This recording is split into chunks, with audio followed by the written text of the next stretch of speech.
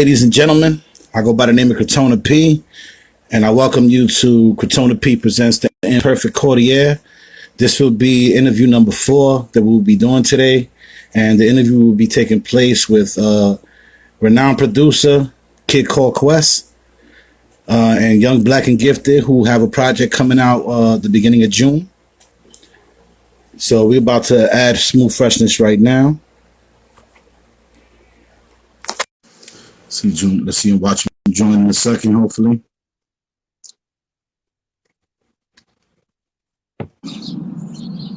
Peace. What up? Salute, my brother. Salute. Cool. How y'all doing? How y'all doing, man? Cooling, man. All right, I'm glad I was able to get y'all on here. I appreciate y'all taking the time to do this with me. Thank you. I actually had a conversation with Azariah a couple of weeks ago. I interviewed him about his career, and today I wanted to touch on Quest, being that Quest is such a mysterious figure in this game, in the Rochester game. I want to see if I could pick his brain and maybe find out a little bit about his career and his history in music and how he started and how everything went about. Much love, Andy Flex from the Bronx. He out there. Salute to you, everybody out here watching the live. I appreciate y'all. So, Kid Core Quest, why don't you give us a little rundown of your beginnings in the rock? Sure, man. I started out making beats 2000, 2001. I was like in 7th grade. My older brother, he was a DJ. This man Print let him hold a keyboard, and just was sitting in the basement, man, just collecting dust. He never use it. So, one day came home from school, bored as hell, man, nothing to do. So I'm just chilling in the basement because it was like around this time of the year. It was hot out. So see the keyboard sitting there. I started messing with it, just messing around with it. Caught on to some things on there. Got used to learn how to sequence on it and everything. I'm still still in a lot of learning process. Like I ain't know nothing about what an actual kick was, what a snare was. I just knew how to, I hit this button right here, this program that. I mess around, hit these keys or whatever. It plays back what I play and everything. But, once I kept messing with it, caught on to it, and I fell back from it for a little bit. Then started back, I had a crew that we used to rap all together, my boy Louie, my man Kelvin, Sammy, and a couple other heads. We used to go to my boy Louie crib, we start freestyling over instrumentals and everything, record ourselves and stuff, and I got to a point where I got tired of spitting over industry instrumentals. So I was like, I really want to go back and start practicing, learn how to make my own beats and stuff, and went back to that keyboard again. I started studying producers like, High Tech, Diamond D, Primo, RZA, Swiss, who else at the time? Beats by the Pounds. Like a lot of dudes that was popping during that time, man. One thing I noticed that all those producers had was a certain hi-hat sound. Like I used to always hear like this his sound in between all the beats, but I ain't know I'm still trying to learn what everything is. So once I caught on to it, I noticed every producer had a certain hitting hi-hat. So, Swiss Beats always had the joint that had that little rattling sound. Primo always had that real dirty sound. High Tech, his shit was always real clean and everything. But, once I started practicing on mimicking, trying to do drum patterns and stuff like them, I finally learned how to lay down the patterns. Finally started learning what a kick and the snare was and all that. And from there, started messing with it. And then about a year later, I got introduced to sampling by accident.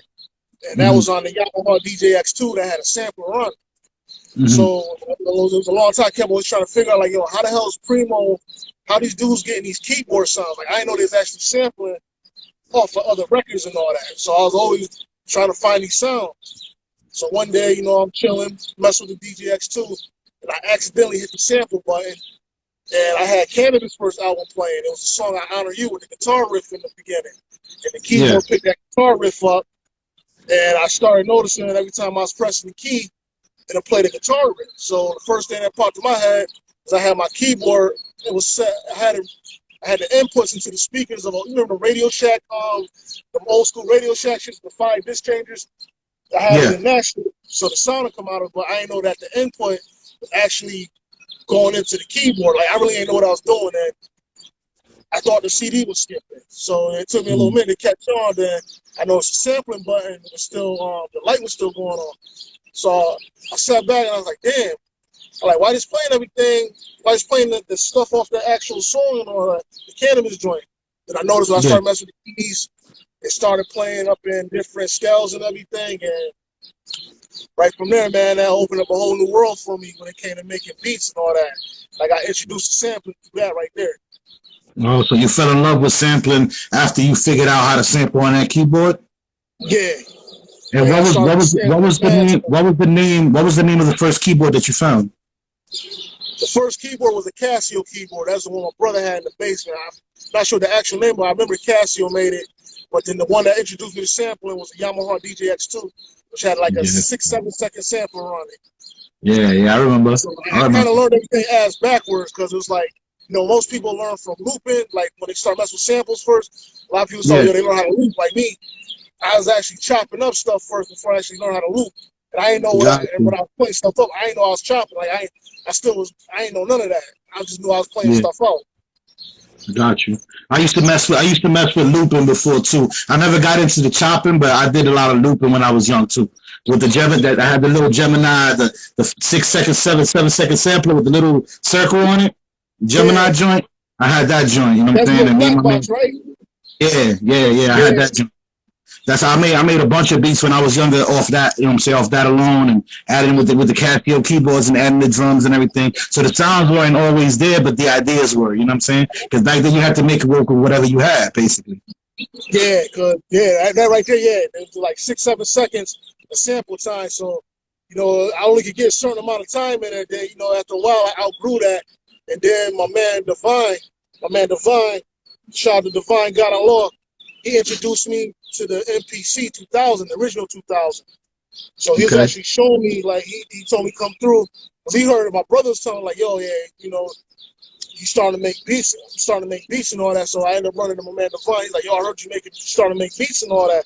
I'm like, yeah, I'm doing a little something, you know, just messing around. So he's like, yeah, man, he's like, you need to come through one day. He's like, yo, I'll show you how to work the big boy machine. So at the time, I didn't know what the big boy machine was. So, you know, I ended up chilling, and he had this gray, all I remember was when he first showed me, it was this gray box, had these gray, it had 16 of these gray pads on it, and he showed me the sampling shit on it. So I'm looking at it, I'm like, yo, you really could get up to 30 seconds of sampling time on this? Like 30 seconds from 7 seconds, that's a big difference right there. Big difference. So he showed me how to, you know, do the programming and everything on it. So I caught on to it quick. Like, I remember the first day he told me, like, yo, hit shift, program at it. So I remember I kept that in my head, like, shift, program at it.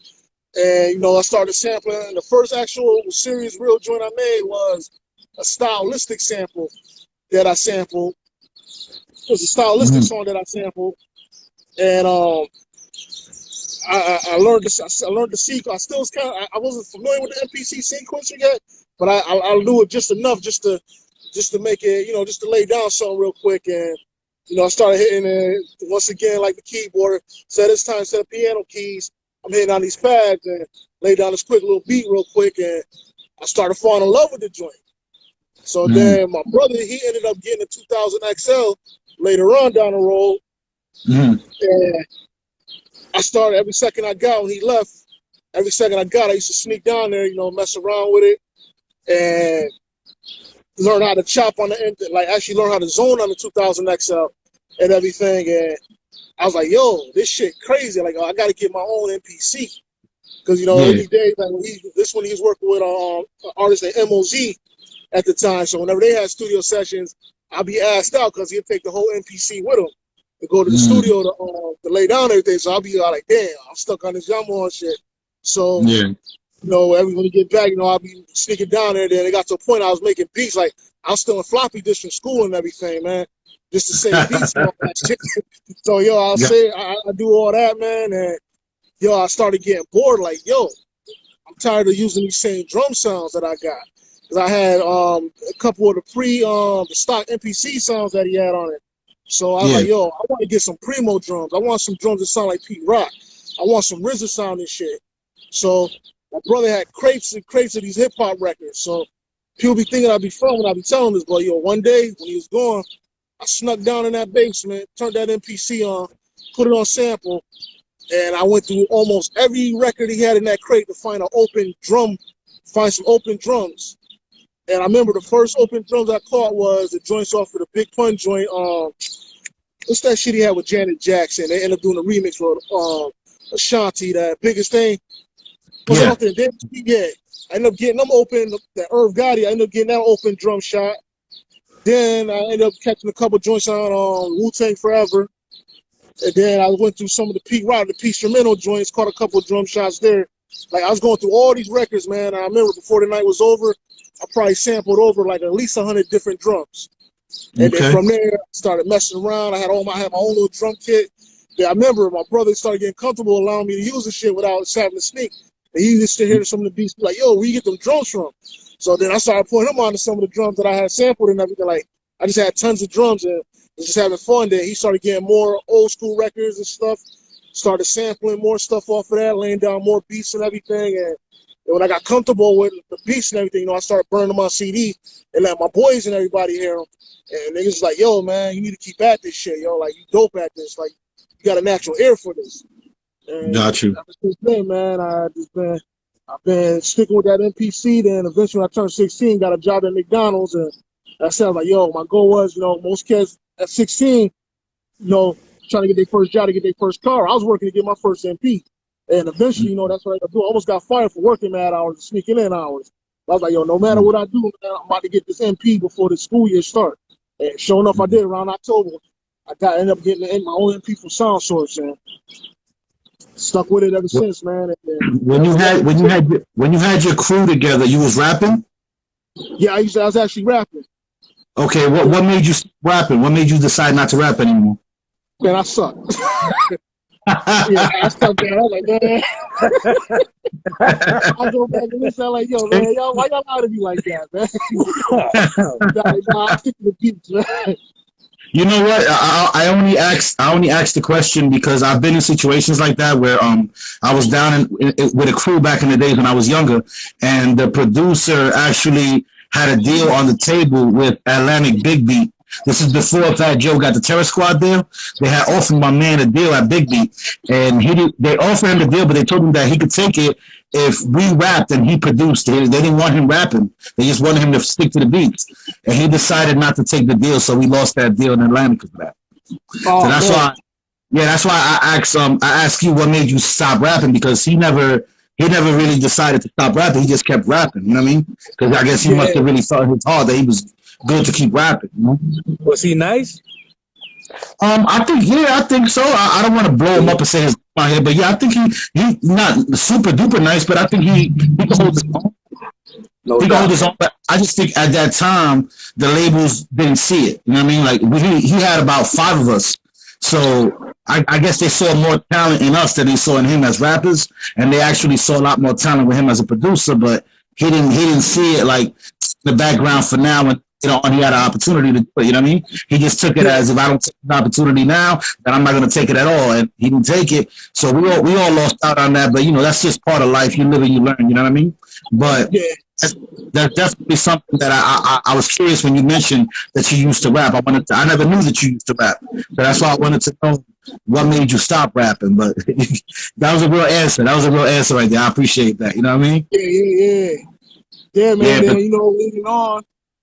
Leading off from there, man, 2005, graduated 2005, and, I had worked this job at this warehouse. He's paying me a little decent amount, and, I ended up saving up some checks and ended up buying a little bit more equipment and stuff. And once they laid me off and stuff, like, I was out of work for like a good 9 months. And I had my one man that I started a little group with named, shout out to Cisco, matter of fact. We started a group called Kicks and Snares. We both was actually making beats. I was teaching him how to make beats and stuff under 2000, and then he ended up getting his own 2000 XL, and then ended up copping the ASR.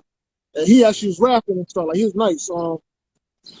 The first project I fully produced was his first joint was Let's Get Better Acquainted. And then even before that, I put my first song. I'm going a little headed, but my first actual instrumental tape I put out was J Quest vs. Ninth Wonder. That was the first tape I put out.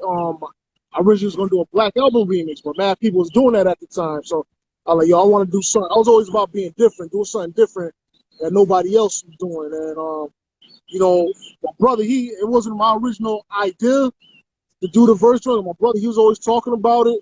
But I was like, yo, I'm gonna do it because at the time Kanye was the man at the time. He's like, yo, I should do a Sight versus Kanye or something like that, but he ain't never fall through with it. So I think like, well, shit, if I could use that similar idea but figure out a different way to do it, you know what? Do something that people be always trying to compare my sound to. And I said, you know what? How about I do J Quest versus Ninth Wonder? And I got like 20 of my beats, 20 of his beats. Put that shit out. Wasn't really thinking that it was gonna do nothing. I just something I was gonna throw out there. It ain't gonna do nothing, man.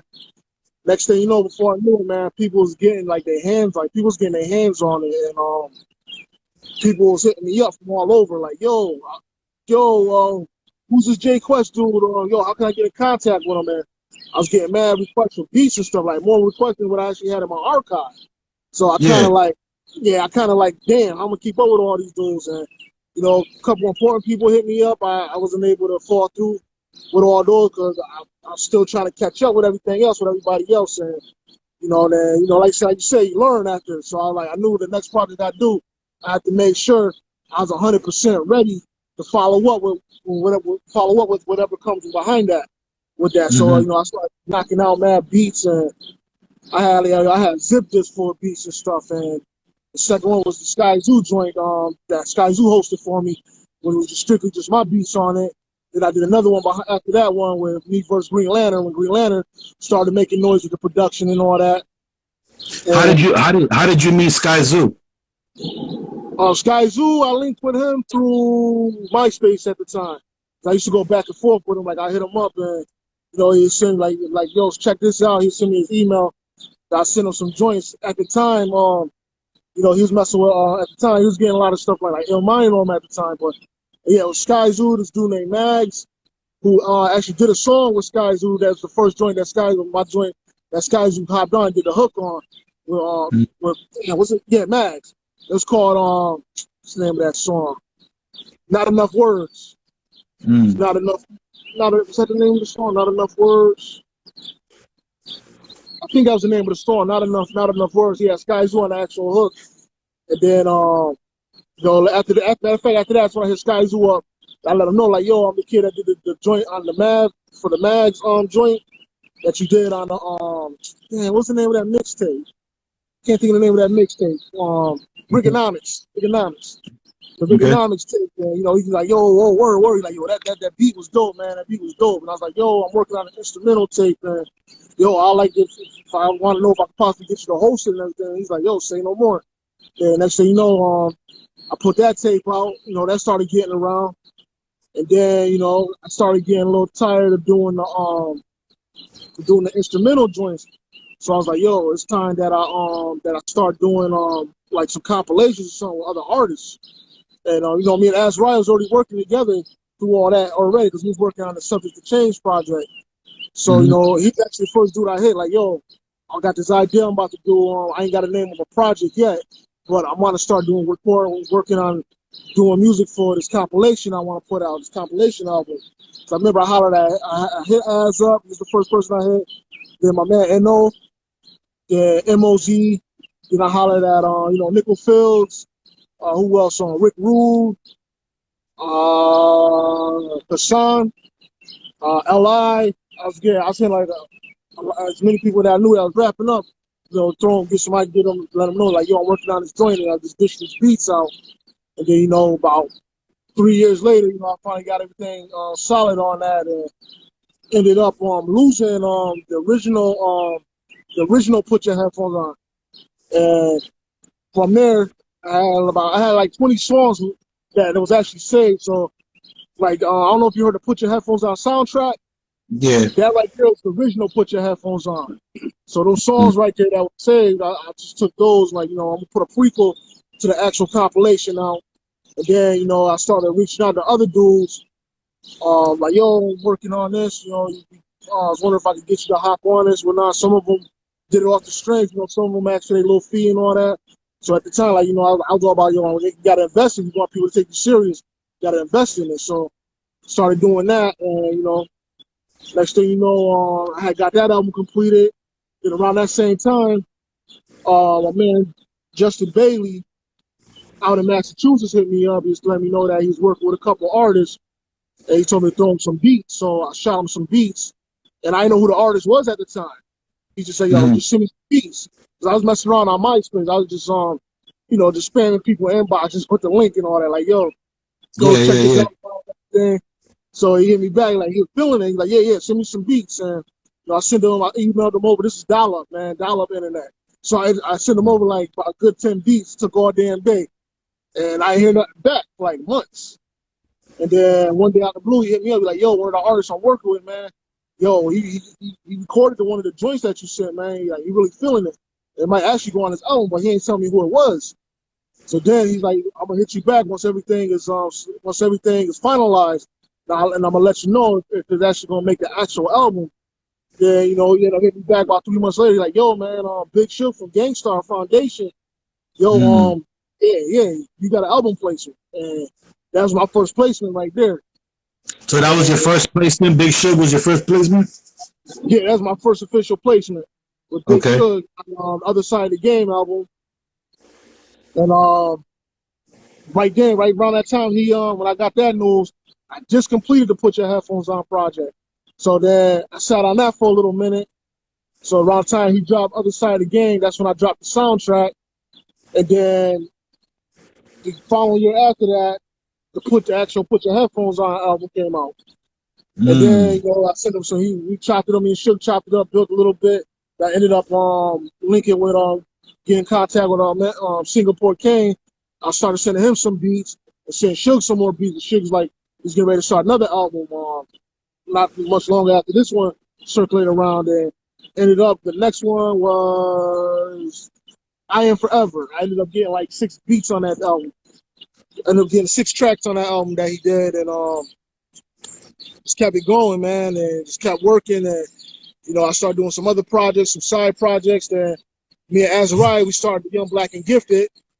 Well, it was a Living Proof first. Started Living Proof, then switched over to Young Black and Gifted, and we started knocking out songs for the Long Time Coming project. And then, from there, we started doing other things, and then other artists I started working on. Golden was the next artist I started working with. I started working with her, and then my man Versus Central, he's the third artist I work with the Young Black and Gifted thing. With the Young Black and Gifted. And then who else was it? King Righteous was the fourth one. Yeah, started with the Young Black and Restless. Young Black and Restless, right? Yep. Okay, all right. Did that joint, then followed by that, I was gonna do the Young Black and Gifted thing with Ice Girl, but then at that time, him and M80, they had Black Chalk coming out. So I told Ice Girl, what, instead of doing a full joint, I just do like a little prequel to your project with you. And we do that put that out before you drop the actual Gunpowder, the actual Black Chalk joint. He's like, yo, cool. He's like, I want to call it Gunpowder. So then we ended up putting that out. And then, I just kept going from there, man. Just kept working, man, and just knocking out joints. And then, I noticed on your Bandcamp, when you go all the way down on your page, the first one starts off in, starts off in 2011. The first song you released, it says 2011, November 2011, and it says it was a song called New York, I think, with Hassan Mackey, L.I., right? If I'm not mistaken. Oh, yeah, that's Your Life's a Lie with Hassan, L.I., who go by Curtis Scope right now, and rapper Big Pooh. Rapper Big Pooh, yeah. I started seeing the catalog, so I started going from the bottom up, you know what I mean? And I noticed that Azariah was in the middle, and you guys had second, Long Time Coming, right? Yep. That's the album that you guys put out. I listened to that album about 3 times already. I really enjoyed that album thoroughly. I think you guys put a lot of effort into that, and it's a well-rounded, solid project. As really showed his ass when it came to flow and delivery and aggression. I really enjoyed that. You and Azariah already had a relationship before the album. Yeah. Okay, so I was gonna ask you that. What made you gravitate towards Azariah to do a full project with him? What made me hit him up and do the full project? We was already doing like, I was always hitting him with mad beats, and he was already going back and forth at the time. The sound facility, Mm-hmm. sound facility studio that used to be on Lyle Ave behind Burger King. So he was already knocking mad, like recording mad songs and stuff. Like he always stayed working. So that I was Mm-hmm. like, yo, man, we might as well just form it. Since I'm always doing some stuff like, we might as well create a little group, man, and start putting out stuff under the group name together and everything. And we Yeah. did the living proof. And like I said, we switched up from that. Somebody else is already going by that. And then I was like, you know what? Let's go by Young Black and Gifted. And Okay. we've been carrying that name ever since. Okay. Well, I definitely enjoyed that project. I also got a chance to listen to the new one that y'all released, the EP. I think it's called The Black Gift, right? If I'm not mistaken. Yep. Yeah, I enjoyed that one. I enjoyed that project too. I actually thought the new album that you guys are releasing, I actually thought it was coming out this Friday. After I hit Azariah and I asked him for the link so I could check out the new album and I could, pretty much ask you guys questions about the new album. I But he think that told me was it's coming. Crotona, but I think that was because when we did our interview with me and you, I think I told you like a week or two when we did the Yeah. interview. But Quest always give me the new updates as to when Mhm. it's supposed to be dropping. You know Yeah, what I'm that's saying? that's understandable. That's Yeah. understandable. Things always change when it comes to dates, and that's hip hop. So we understand that. But I'm definitely looking forward to the new project. I wanted to ask you a question when it comes to production. I know you're very sample heavy, right? When it comes to production, how do you go about clearing samples if you clear them at all? I never cleared a sample before. Even for a placement, you never had to. No, I never had a clear one. Like somebody always take care of that. As far as like on the Shug albums and all, like it is always taking care of that.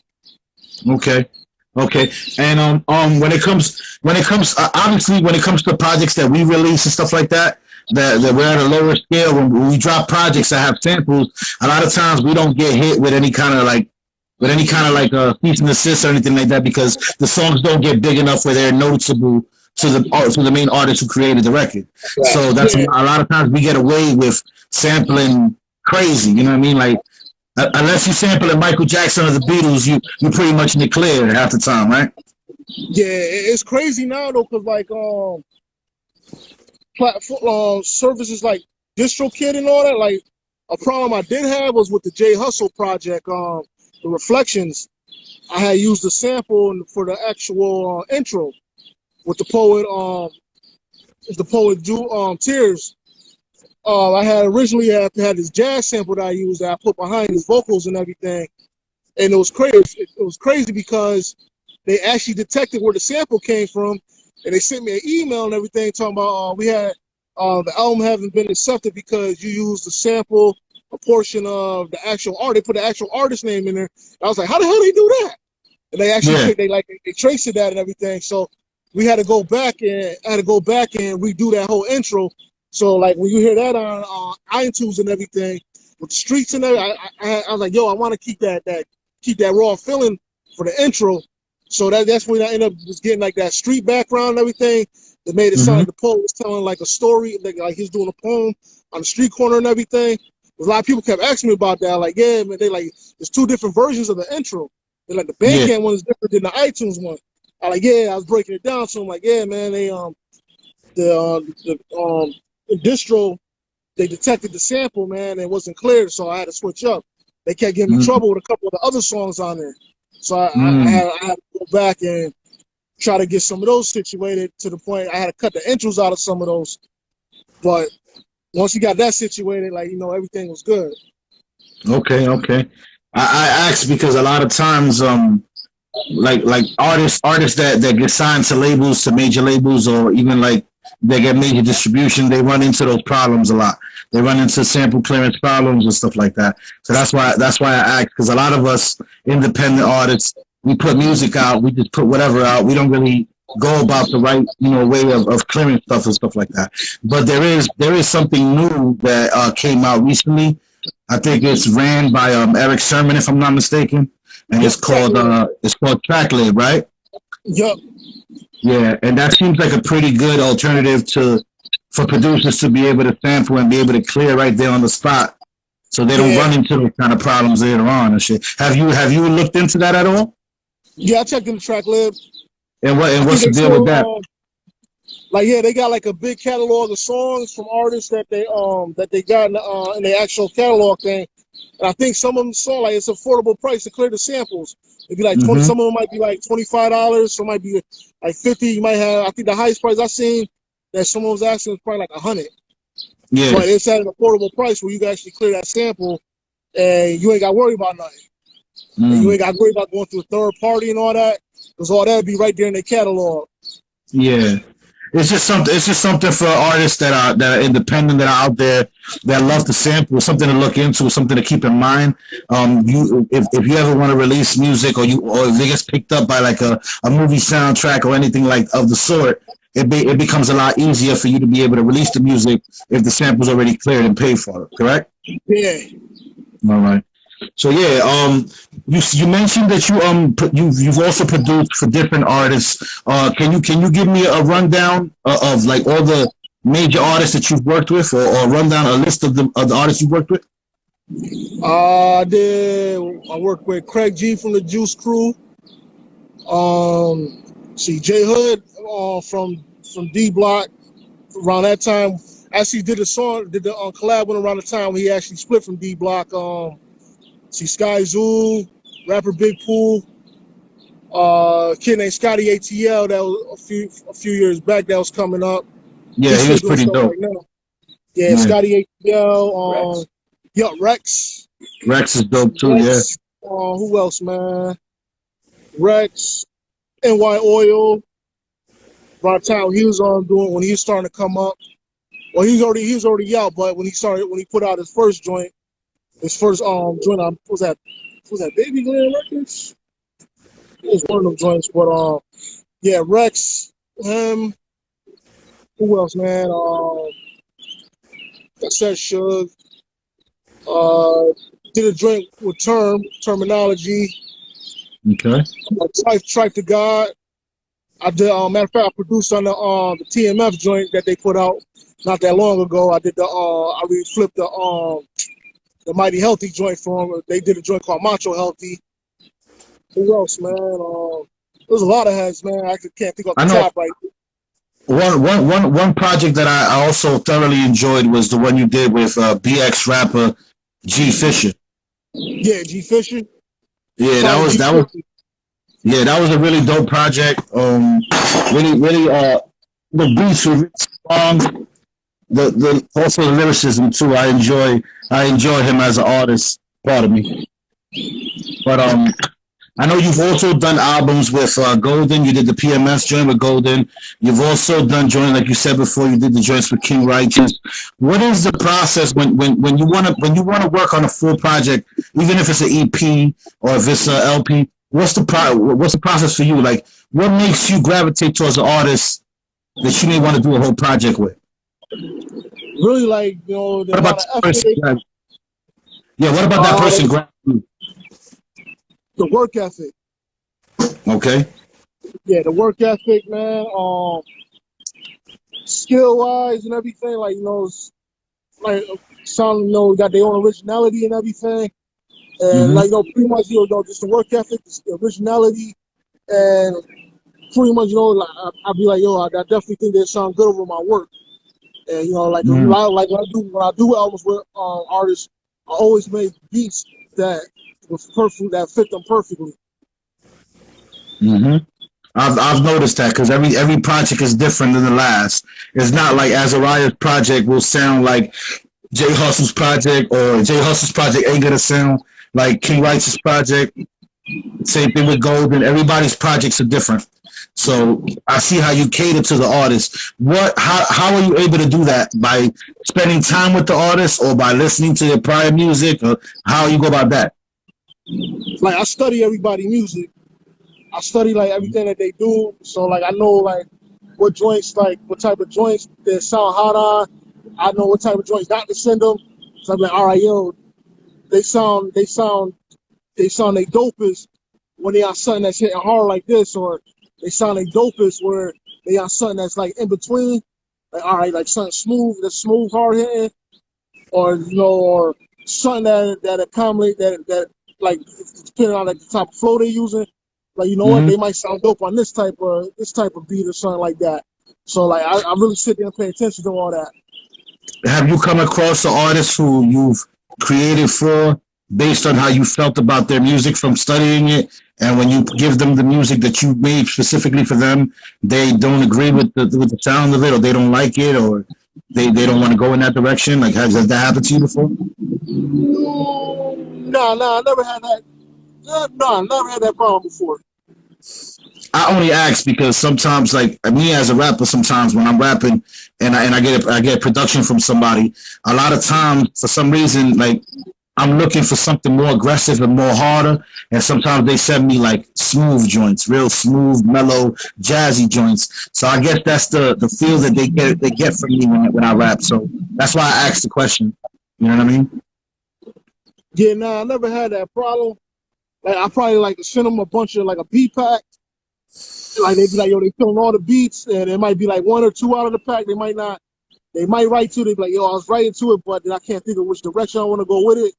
So then we just fall back from that one, and they come back to it later. I know you done had it happen where you might want a particular artist, but they don't deliver like you want. Yeah, that happens You know what I'm sometimes. saying? And then you be like, yo, I'm gonna be sending you something else. Exactly. I know the feeling. Sometimes you get an artist that you want on the track because you can see them for that particular track, and then they don't give what you was expecting. You know what I mean? Yeah. I know exactly how that feels. I've had that happen a couple times to me.